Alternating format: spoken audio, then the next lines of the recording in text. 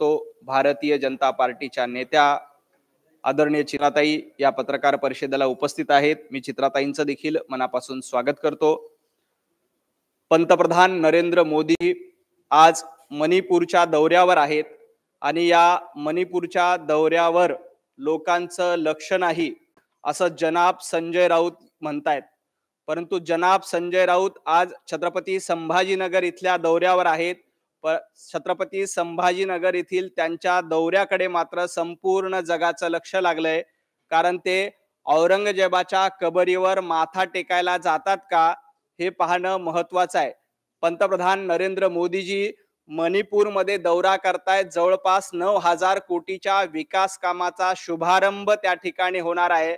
तर जनाब संजय राऊत हे छत्रपती संभाजीनगरमध्ये जातीय सलोखा बिघडावा, धार्मिक सलोखा बिघडावा यासाठी दौरा करतायत।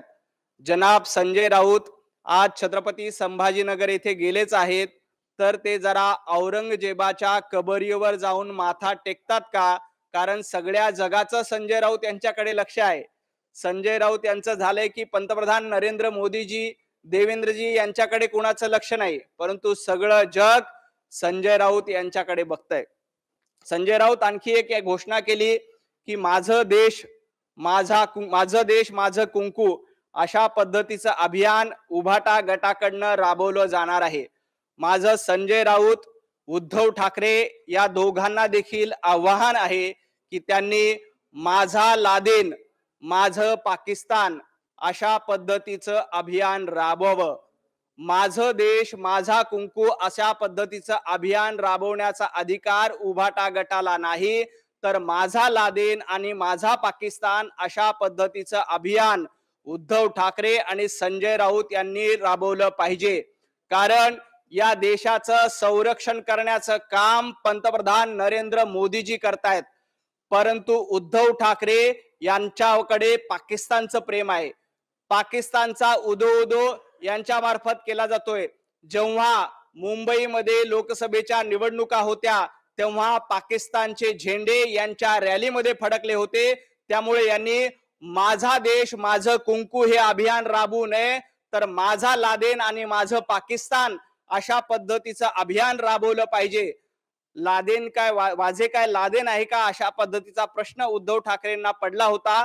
त्यामुळेच त्यांनी आता लादेनवर प्रेम सांगण्यासाठी, पाकिस्तानवर प्रेम दाखवण्यासाठी माझा लादेन माझा पाकिस्तान अशा पद्धतीचं अभियान राबवून त्या पद्धतीनं योजना आखली पाहिजे। खरं तर संजय राऊत सातत्यानं फुकाची बडबड करण्याचं काम करतायत, परंतु या बडबडीला महाराष्ट्रातली जनता कंटाळलेली आहे। सकाळची अजान ही तुम्ही किती पद्धतीनं बांग दिली तरी त्याचा लोकांवर परिणाम होत नाही, हे सिद्ध झालंय।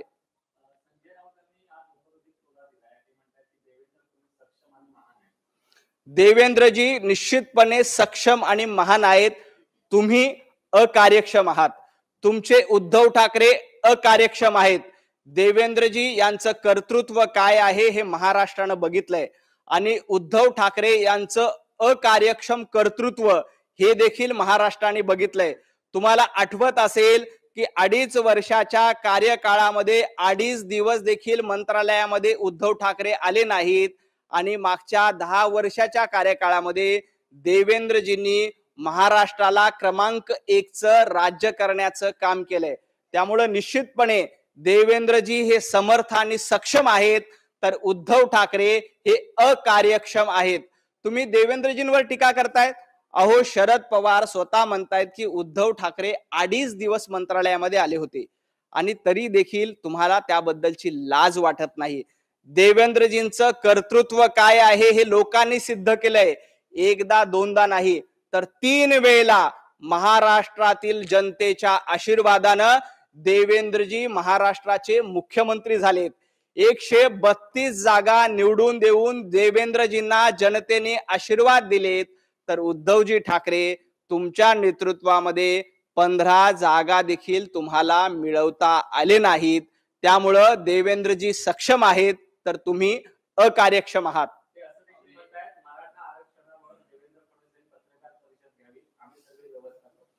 खरं तर माझं संजय राऊत यांना आव्हान आहे, संजय राऊत यांनी पत्राचाळीवर एक पत्रकार परिषद घ्यावी, त्या पत्रकार परिषदेची सगळी व्यवस्था, त्या पत्रकार परिषदेचा सगळा खर्च मी माझ्या वैयक्तिक खात्यातून करतोय.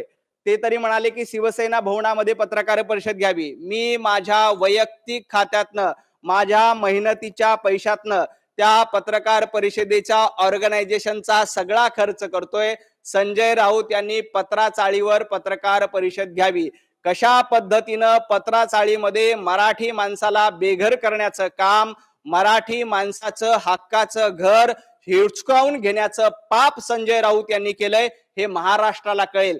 पत्राचाळीमध्ये कशा पद्धतीनं घोटाळा झाला आणि या पत्राचाळीच्या घोटाळ्यामध्ये संजय राऊत यांना 100 दिवस तुरुंगात जाऊन बसावं लागलं. हा पत्राचाळीचा घोटाळा कशा पद्धतीने केला, पत्राचाळीमध्ये मुंबईतल्या मराठी माणसाला बेघर करण्याचं पाप संजय राऊत यांनी कसं केलं हे एकदा पत्रकार परिषद घेऊन जाहीरपणे सांगून टाकावं. आणि त्या पत्रकार परिषदेचा संपूर्ण खर्च मी माझ्या वैयक्तिक पैशातून करेल. संजय राऊत यांना माझं आव्हान आहे, त्यांच्यामध्ये जर का हिम्मत असेल तर त्यांनी देवेंद्रजींवर बोलू नये. त्यांनी आधी पत्राचाळीच्या घोटाळ्याचं काय झालं त्याची पत्रकार परिषद घेऊन उत्तर द्यावी. राहिला प्रश्न आरक्षणाचा, तर आरक्षणाचे प्रश्न सोडवण्याचं काम हे देवेंद्रजींनी केलंय. 2014 ते 2019 या काळामध्ये पहिल्यांदा मराठा समाजाला आरक्षण देवेंद्रजींनी दिलं. तुमच्या सरकारच्या काळात मराठा समाजाचं आरक्षण गेलं होतं. तुमच्या सरकारच्या काळात ओबीसीचं राजकीय आरक्षण गेलं होतं. ते आरक्षण पुन्हा देण्याचं काम आणि टिकवण्याचं काम देवेंद्रजींनी केलंय. त्यामुळं आरक्षणाचे सगळे प्रश्न देवेंद्रजी सोडवतायत. पत्राचाळीचं काय झालं याचं उत्तर महाराष्ट्राला हवंय. संजय राऊत यांनी एक पत्रकार परिषद घेऊन त्याचं उत्तर द्यावं.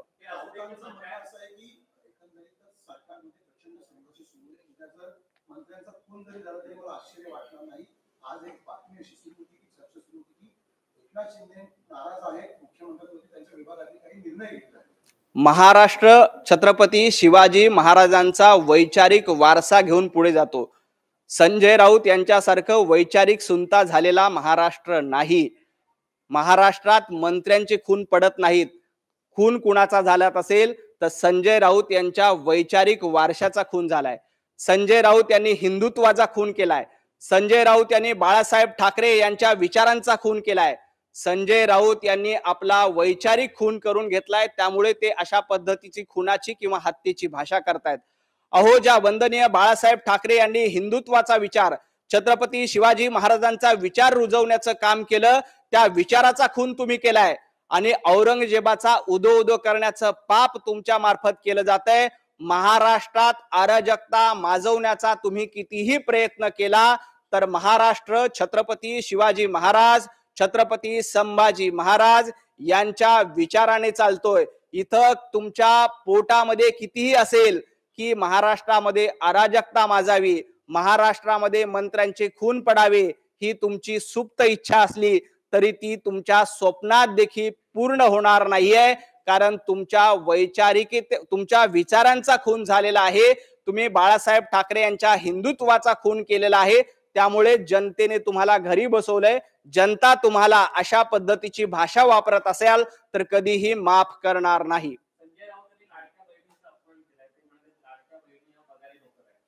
खर तर लाडक्या बहिणींना सन्मान निधी देण्याचं काम देवेंद्रजींच्या सरकारमध्ये केलं जातं. अशा पद्धतीनं लाडक्या बहिणीला पगार मिळतो आणि पगारी म्हणून लाडक्या बहिणीचा अपमान करणार असाल तर आमच्या लाडक्या चित्राताई इथे उपस्थित आहेत. लाडक्या बहिणी निश्चितपणे त्यांना उत्तर दिल्याशिवाय राहणार नाही. येणाऱ्या महापालिकेच्या निवडणुकीमध्ये, येणाऱ्या स्थानिक स्वराज्य संस्थांच्या निवडणुकीमध्ये आमच्या लाडक्या बहिणी तुम्हाला तुमची जागा पुन्हा एकदा दाखवून देतील. विधानसभेच्या निवडणुकीत देखील लाडक्या बहिणींच्या आशीर्वादाने देवाभाऊ तिसऱ्यांदा मुख्यमंत्री झाले. आणि अशा लाडक्या बहिणीचा अपमान संजय राऊत जर का पगारी नोकर म्हणून करत असतील तर लाडक्या बहिणी त्यांना त्यांची जागा दाखवून देतील. पगारी नोकर कोण आहे हे महाराष्ट्राला सांगायचं का? संजय राऊत हे पगारी नोकर आहेत. संजय राऊत हे सामनामध्ये पगारी नोकर म्हणून उद्धव ठाकरे यांची बाजू मांडतात. संजय राऊत आपल्या असलेलं पगारी नोकरचं बिरुद हे आमच्या लाडक्या बहिणींना लावू नका. तुम्ही पगारी नोकर आहात हे महाराष्ट्राला माहित आहे. तुम्ही सामनामधून किती पगार घेता हे महाराष्ट्राला माहित आहे. तुम्ही उद्धव ठाकरेंकडनं सकाळचा भोंगा वाजवण्यासाठी किती पगार घेता हे महाराष्ट्राला माहिती आहे. त्यामुळं कृपया आमच्या लाडक्या बहिणीला पगारी म्हणून त्यांचा अपमान करू नका. येणाऱ्या स्थानिक स्वराज्य संस्थांच्या निवडणुकीत, महापालिकेच्या निवडणुकीत तुम्हाला या लाडक्या बहिणी जागा दाखवून दिल्याशिवाय राहणार नाहीत.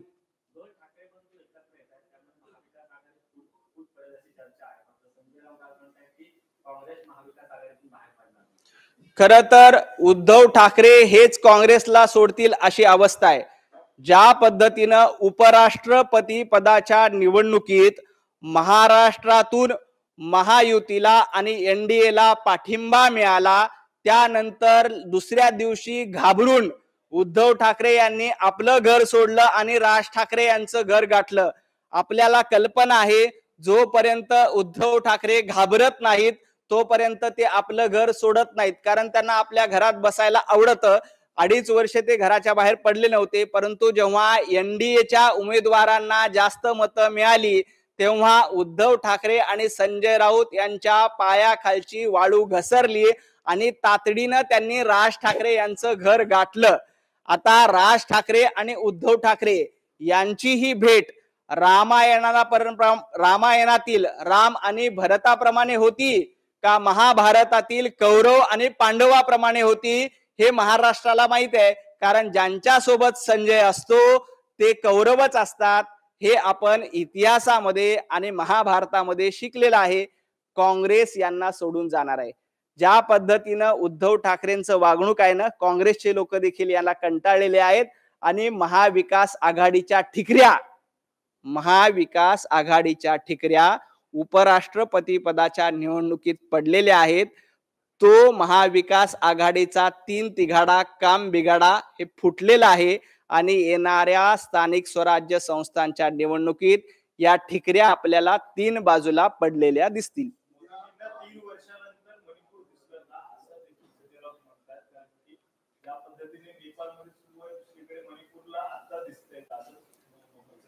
खर तर मणिपूरमध्ये शांतता राहावी यासाठी केंद्रीय गृहमंत्री अमित भाई शहा सातत्यानं प्रयत्न करत होते. आज पंतप्रधान नरेंद्र मोदीजी हे मणिपूरला जात आहेत. जवळपास 90,000 कोटी रुपयाचा विकास कामाचा शुभारंभ पंतप्रधान नरेंद्र मोदीजींच्या हस्ते होतोय. त्यामुळे संजय राऊत यांच्या पोटात दुखतंय. त्यांना नेपाळ सारखी परिस्थिती महाराष्ट्रात घडावी अशा पद्धतीची त्यांची इच्छा आहे. त्यांचं हे स्वप्न आहे. त्यांना दिवा स्वप्न बघण्याचा पूर्ण अधिकार आहे. आज तरी स्वप्न बघण्यावर टॅक्स लागत नाही, स्वप्न बघण्यावर जीएसटी लागत नाही. त्यामुळे संजय राऊत यांनी अशी स्वप्न बघावी. महाराष्ट्र किंवा भारत हा पंतप्रधान नरेंद्र मोदीजींच्या नेतृत्वात अतिशय सक्षमपणे पुढे जातोय. आपला महाराष्ट्र देवाभाऊंच्या नेतृत्वात अतिशय सक्षमपणे आणि समर्थपणे पुढे जातोय. त्यामुळे संजय राऊत यांना कितीही जळजळ झाली, कितीही त्यांच्या पोटात दुखलं तरी त्याचा इलाज आम्ही करू.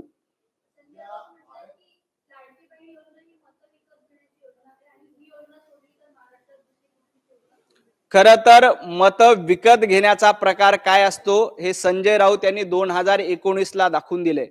जेव्हा जनतेनं देवेंद्रजींच्या नेतृत्वातील सरकारला, त्यावेळच्या महायुतीला जनमत दिलं होतं, देवेंद्रजी मुख्यमंत्री होणार म्हणून महाराष्ट्रातल्या जनतेनं कौल दिला होता, परंतु तुम्ही सत्ता चोरून मिळवली, दरोडा टाकला लोकांच्या मतांवर आणि दरोडा टाकून काँग्रेसच्या मांडीला मांडी लावून बसला. तेव्हा तुम्हाला लाज वाटली नाही? तेव्हा ज्या पद्धतीची वागणूक संजय राऊत आणि उद्धव ठाकरे यांनी दिली ते महाराष्ट्राने बघितलं. म्हणूनच देवाभाऊंच्या नेतृत्वामध्ये आम्हाला 2/3 बहुमत दिलं. साधं सुद्धा नाही, 2/3 बहुमत देण्याचं काम आणि आशीर्वाद देण्याचे काम महाराष्ट्रातल्या लाडक्या बहिणीने दिलेत. आणि अशा पद्धतीची भाषा संजय राऊत जर का करत असेल तर येणाऱ्या स्थानिक स्वराज्य संस्थांच्या निवडणुकीत उद्धव ठाकरे असतील किंवा महाविकास आघाडी असेल त्यांना लाडक्या बहिणी जागा दाखवून देतील.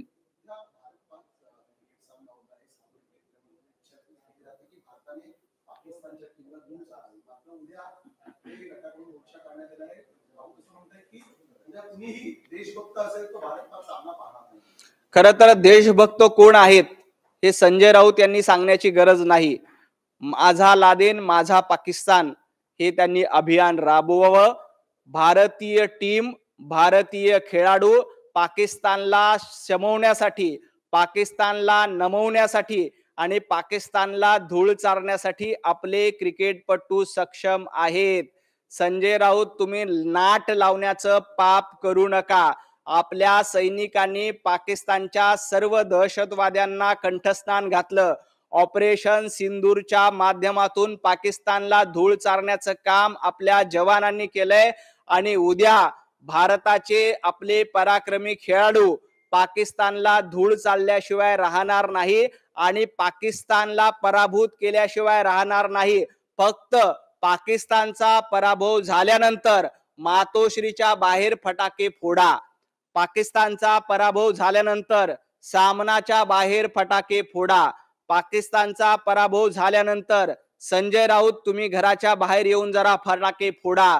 कारण तुम्हाला पाकिस्तान जिंकल्यानंतर आनंद होणार आहे. कारण आजपर्यंत तुमची जी परंपरा आहे ते पाकिस्तान जिंकल्यानंतर फटाके फोडणार आहेत. पण माझं तुम्हाला विनंती आहे, माझी तुम्हाला आव्हान आहे की एकदा भारत जिंकला ना, उद्या जेव्हा भारत जिंकेल तेव्हा मातोश्रीच्या बाहेर, तेव्हा सामनाच्या बाहेर संजय राऊत यांच्या घराच्या बाहेर दणदणीत पद्धतीनं फटाके फोडले पाहिजे.